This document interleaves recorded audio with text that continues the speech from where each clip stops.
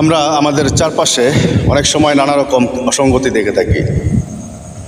আসলে ব্যাপারটা হলো, আমরা সেই অসঙ্গতিগুলো দেখে নজরআন্দাজ করি, দেখে এড়িয়ে যাই, অথবা অন্য জায়গায় সেগুলো নিয়ে গসিপ করি। কিন্তু অসঙ্গতিগুলো ঠিক করার কোনো চেষ্টা বা কোনো নিয়ত আমরা করি না।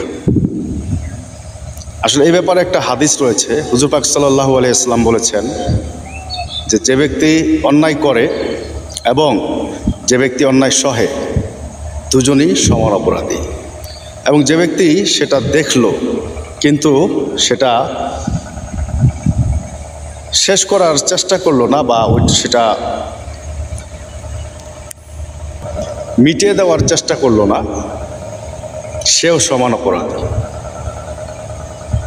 তাই আমি বলবো যে আসুন আমরা যে অসঙ্গতিগুলো দেখি আমাদের সমাজের চারপাশে, সেগুলো নজরআন্দাজ না করি, চেষ্টা করি যদি আমাদের সাধ্যের বাহিরে থাকে তাহলে সেইগুলোকে আমরা ঘৃণা করি, যদি সাধ্যের মধ্যে থাকে তাহলে চেষ্টা করি সেগুলো মিটিয়ে দেওয়ার জন্য।